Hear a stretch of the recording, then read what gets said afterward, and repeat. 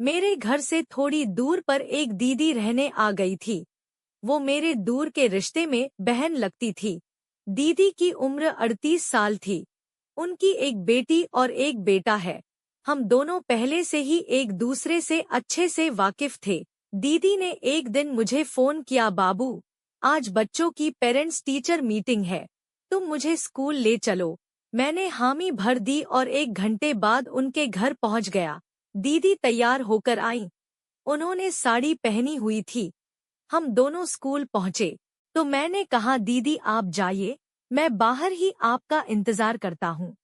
वो बोली, मेरे साथ अंदर चलो ना। मैं गाड़ी से उतरा। स्कूल में एक टीचर ने दीदी के सामने ही मुझसे कह दिया कि आपका बच्चा पढ़ने में ठीक नहीं है। वो मुझे और दीदी को पति पत्नी समझ बैठी थी। दीदी मेरी तरफ देखकर मुस्कुरा दी तो मैंने उन्हें इशारे से चुप रहने को कह दिया। फिर हम दोनों घर के लिए निकल पड़े। हम दोनों घर आ गए।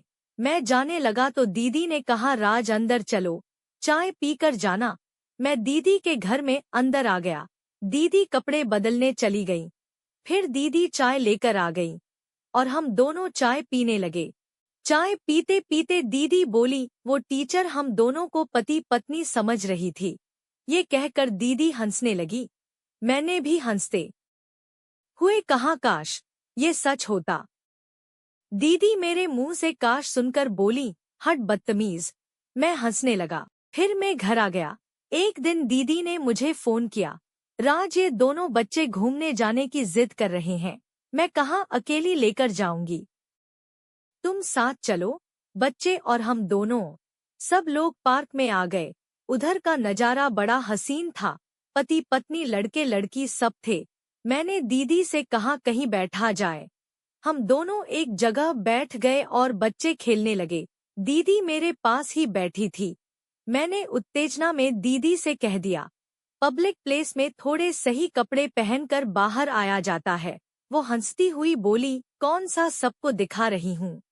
घूमने के बाद हम दोनों बच्चों को लेकर घर की तरफ रवाना हो गए। रास्ते में दीदी को नींद लगने सी लगी या वो सोने का ड्रामा करने लगी। गाड़ी से उतरते ही बच्चे बाथरूम चले गए। मैं दीदी से बोला, आप चलिए, मैं किराया देकर आता हूँ। दीदी अंदर चली गई।